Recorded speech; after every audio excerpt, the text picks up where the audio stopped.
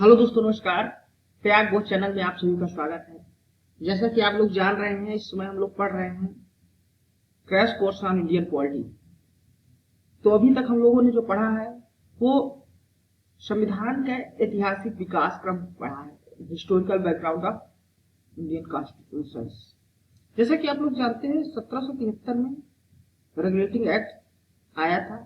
तब से लेके हम लोग 1935 तक का 1935 के भारत शासन अधिनियम तक हमने कवर किया है।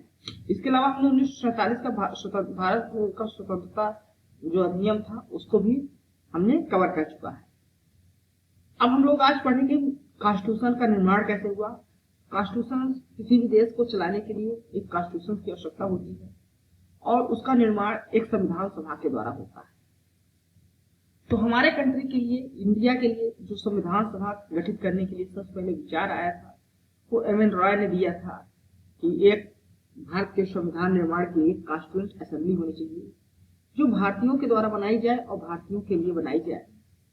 इसके अलावा 1935 में एम.एन. रॉय ने 1934 में कहा था। इसके बाद 1935 में जो है तो इंडियन नेशनल कांग्रेस जो उस समय थी पार्टी थी, उसने भी ऑफिशियली जो है तो कॉन्स्टिट्यूएंट असेंबली की मांग कर दी कि भारत के संविधान बनाने के लिए कॉन्स्टिट्यूएंट असेंबली होनी चाहिए। इसके बाद 1938 में जवाहरलाल नेहरू ने भी इंडियन नेशनल कांग्रेस की ओर से कहा कि इंडिया के लिए फ्री इंडिया के लिए कॉन्स्टिट्यूशन होना चाहिए जो किसी भी बिना इंटरफेरेंस यानी दूसरे बाहरी कंट्री के दबाव के बिना जो तो बनाया होना चाहिए, यानी भारत के लोगों के द्वारा बनाया जाना चाहिए, न किसी बाहरी कंट्री के या किसी दूसरे देश के दबाव में। और ये कॉन्स्टिट्यूएंट असेंबली होगी, इसका जो इलेक्शन होगा ये एडल्ट फ्रेंचाइज के अनुसार होना चाहिए। ये जवाहरलाल नेहरू की मांग थी और इस मांग को जो डिमांड थी इंडियन नेशनल कांग्रेस की, जवाहरलाल नेहरू की, इसको ब्रिटिश सरकार ने एक्सेप्ट कर लिया और इसको अगस्त ऑफर के नाम से जाना जाता है। और अगस्त ऑफर कब आया था? 1940 में आया था। इसको भी आप लोग याद रखिएगा। इसके बाद इंडिया को कॉन्स्टिट्यूशन निर्माण के लिए अनुमति देने के लिए सर स्टैनफोर्ड क्रिप्स आए।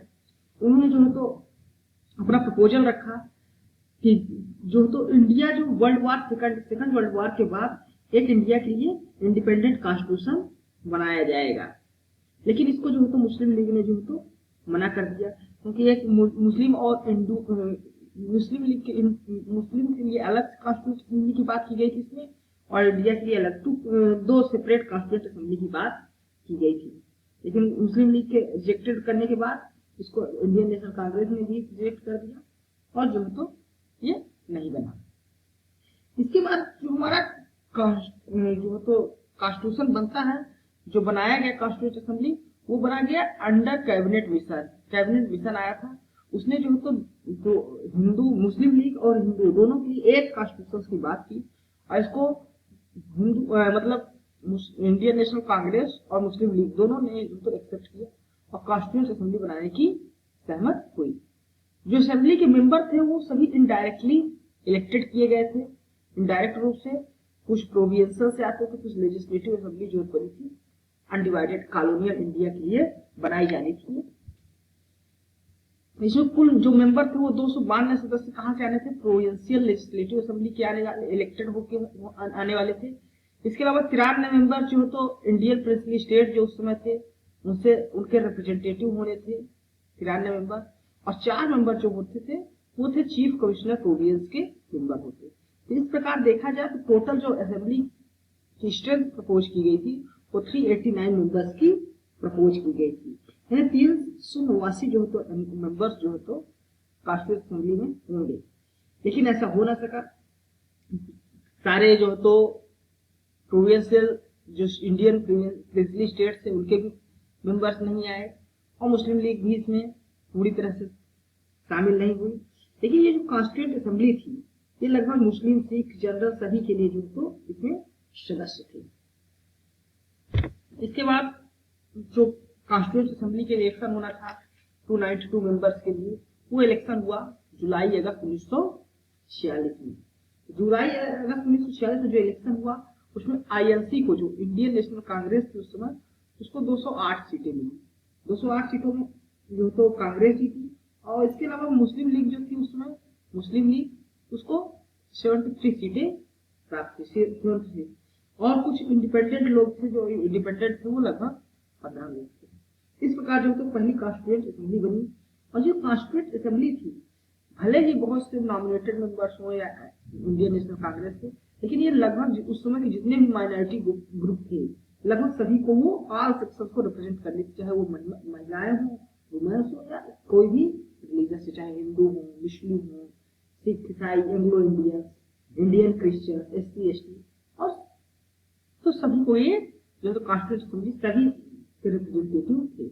और उस समय जब इंडिया हमारे कंट्री आजाद हुआ था, उस समय के जितने भी बड़े लीडर थे लगभग, वो सभी इस कॉन्स्टिट्यूएंट असेंबली में थे, सिवाय की महात्मा गांधी को छोड़। महात्मा गांधी इस कॉन्स्टिट्यूएंट असेंबली का हिस्सा नहीं थे, लेकिन उस समय के जितने भी बड़े लीडर थे वो सभी कॉन्स्टिट्यूएंट असेंबली का हिस्सा थे।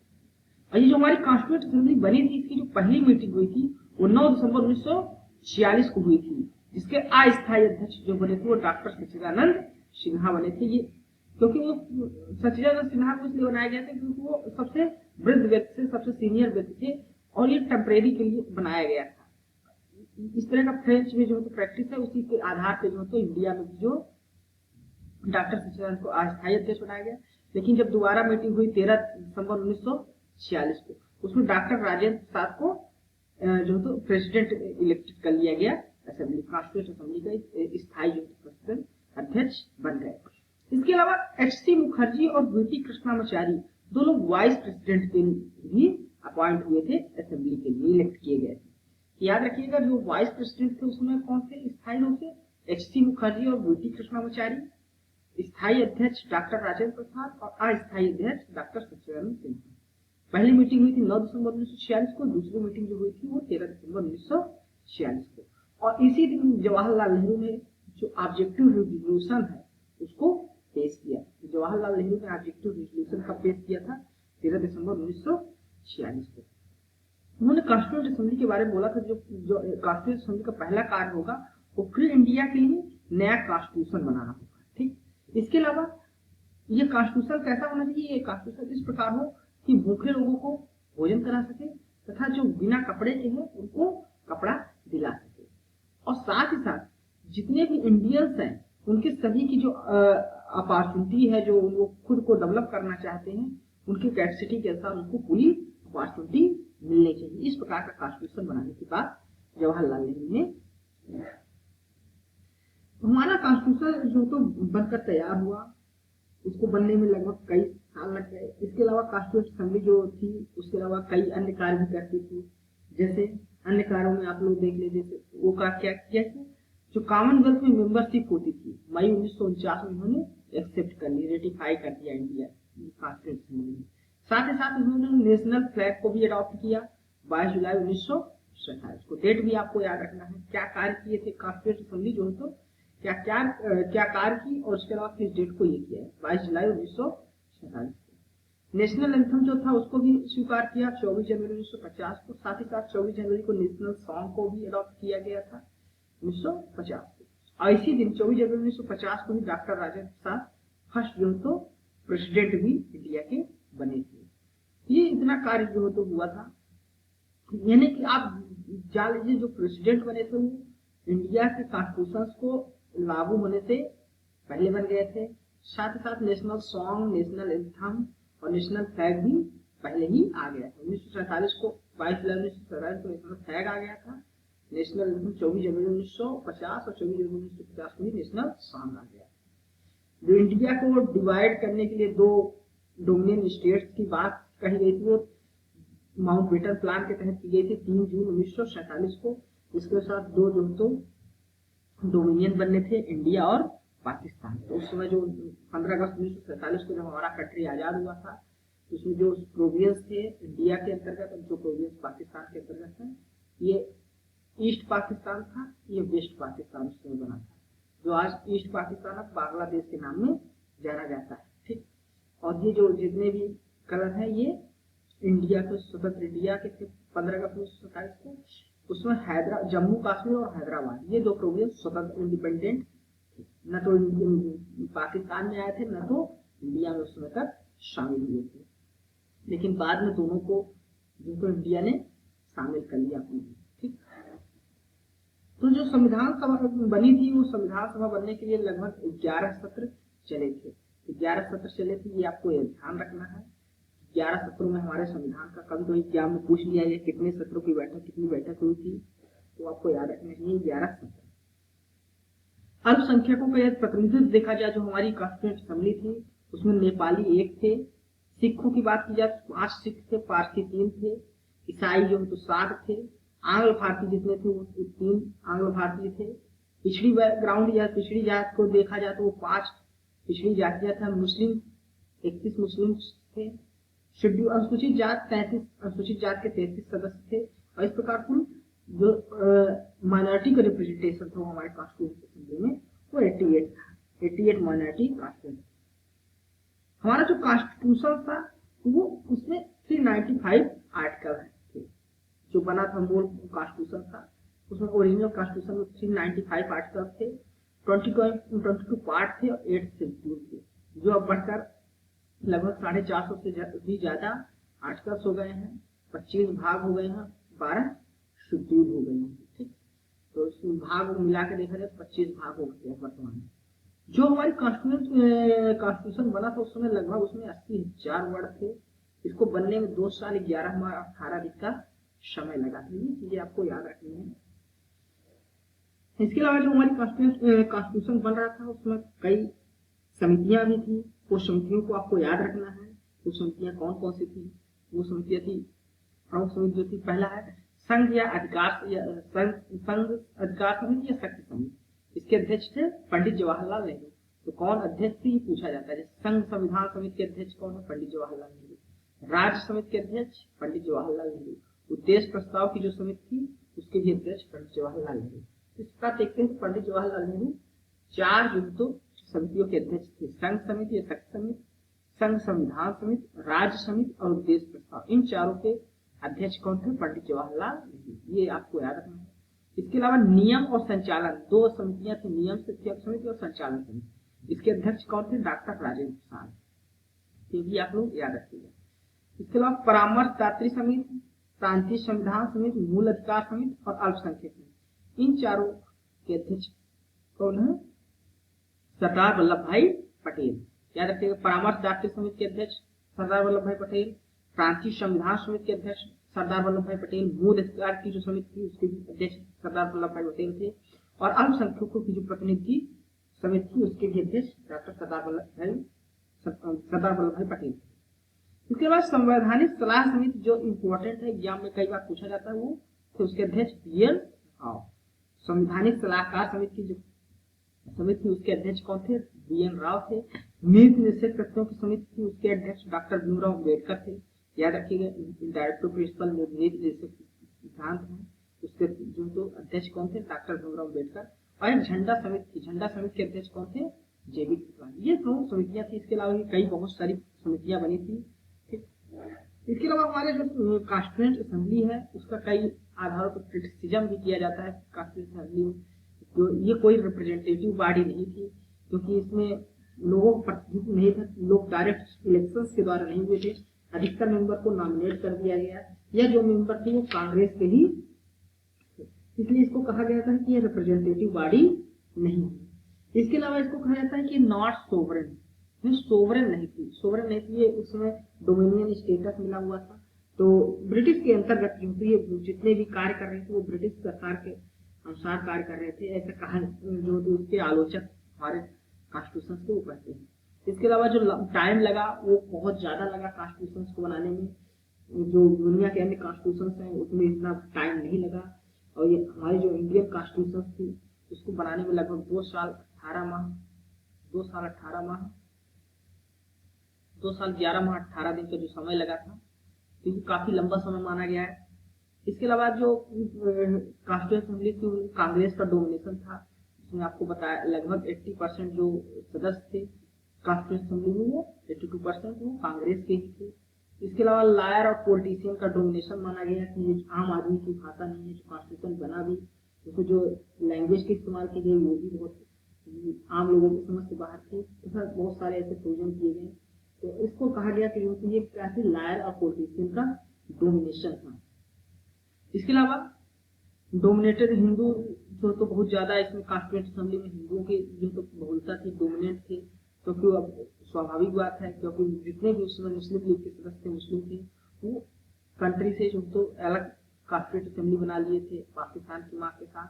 तो इसलिए जो हमारी कॉन्स्टिट्यूएंट असेंबली थी उसमें हिंदुओं का प्रभुत्व ज्यादा था, या हिंदू डोमिनेट कर रहे थे। तो हमारे जो ग्रेविड आइंस्टीन ने जो तो हमारे कॉन्स्टिट्यूशन के बारे में, इंडियन कॉन्स्टिट्यूशन की जो असेंबली थी, वो assembly was the Congress and the Congress was India. उसमें जो असेंबली थी वो कांग्रेस थी और कांग्रेस की इंडिया थी, ऐसा ग्रेविड आइंस्टीन ने भारतीय जो संविधान सभा की आलोचना करते हुए कहा है। अब आइए कुछ प्रमुख फैक्ट जान लेते हैं जो हमारी कॉन्स्टिट्यूशन बना है, उस कॉन्स्टिट्यूशन में क्या प्रमुख फैक्ट।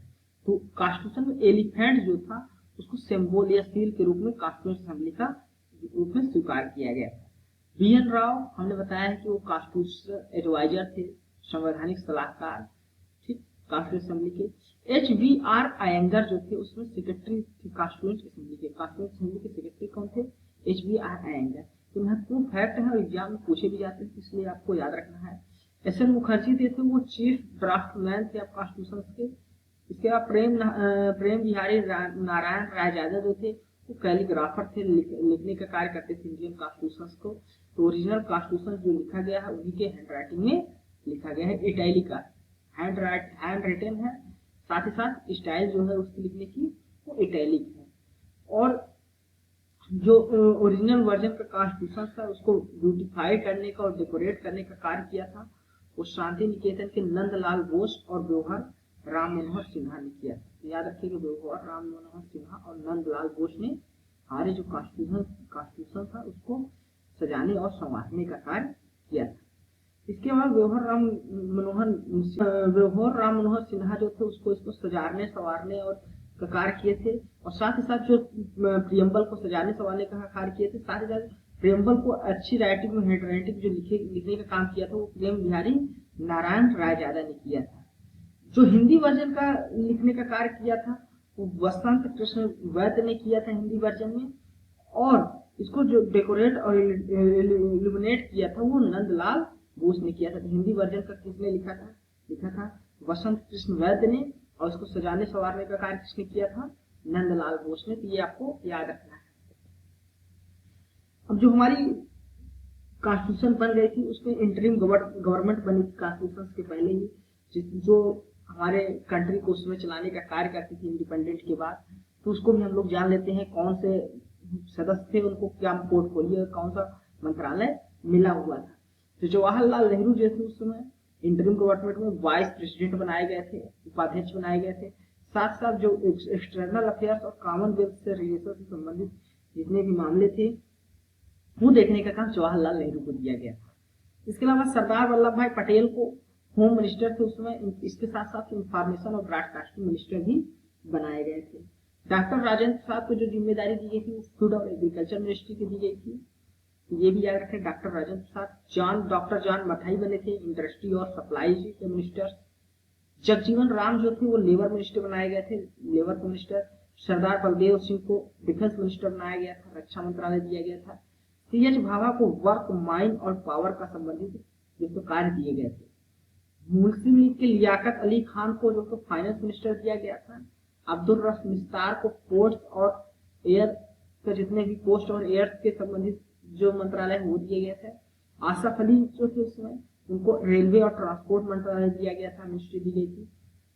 C राजगोपालाचारी को एजुकेशन और आर्ट मिनिस्टर बनाया गया। तो याद रखिएगा, ये भी एग्जाम में पूछा जाता है। C राजगोपालाचारी एजुकेशन और आर्ट मिनिस्टर कौन थे फर्स्ट इंटरिम गवर्नमेंट में? तो C राजगोपालाचारी थे।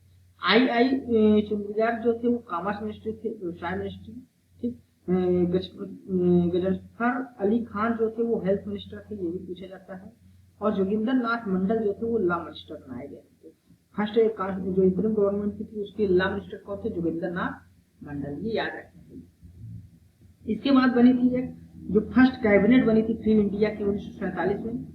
उसमें जो तो कौन कौन क्या प्रभार मिला था वो देख लेते हैं।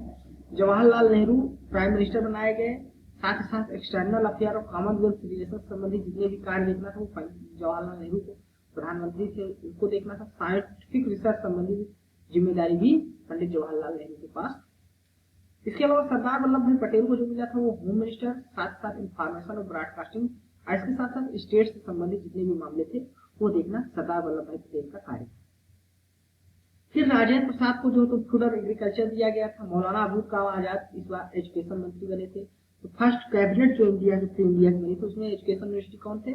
मौलाना अबुल कलाम आजाद। ये भी एग्जाम में कई बार पूछा जा चुका है। फिर डॉक्टर जॉन मथाई बने थे रेलवे और ट्रांसपोर्ट मिनिस्टर।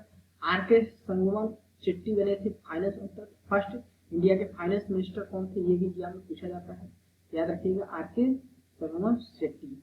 फिर doctor B R Ambedkar law minister बने थे। जगजीवन राम लेबर मिनिस्टर बने थे। सरदार बलदेव सिंह को डिफेंस मिनिस्टर बनाया गया था, याद रखिएगा। राजकुमारी अमृत कौर हेल्थ मिनिस्टर बनी थी। ये भी फर्स्ट कैबिनेट में पूछा जाता है, इंपॉर्टेंट है। तो कुछ इंपॉर्टेंट है वो आप लोग याद रखिएगा। एजुकेशन मिनिस्टर इंपॉर्टेंट है, फाइनेंस मिनिस्टर हो गया, हेल्थ मिनिस्ट्री, राजकुमारी अमृत कौर ये एकमात्र महिला थी जो उसमें मिनिस्ट्री पाई थी, याद रखिएगा। CH भाभा को मिला था कॉमर्स मिनिस्ट्री। रफी अहमद किरवई को मिला था कम्युनिकेशन मिनिस्ट्री दी गई थी। इसके बाद डॉक्टर श्यामा प्रसाद मुखर्जी दोस्त थे, उनको इंडस्ट्री और सप्लाई मिनिस्ट्री दिया गया था। और PN गडगिल को वर्क, माइन और पावर मिनिस्ट्री दी गई थी। तो याद रखिएगा ये हमारा जो अभी सीरीज चल रही है crash course on Indian party, वो कॉन्स्टिट्यूएंट असेंबली क्या थी, किस प्रकार बनी थी, किस प्रकार संविधान बना था, उसको हमने आज जाना और समझा।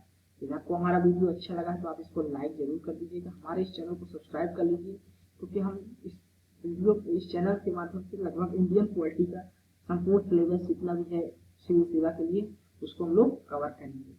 हमारे चैनल को सब्सक्राइब कर दीजिए, दोस्तों में शेयर कीजिए। धन्यवाद, थैंक यू।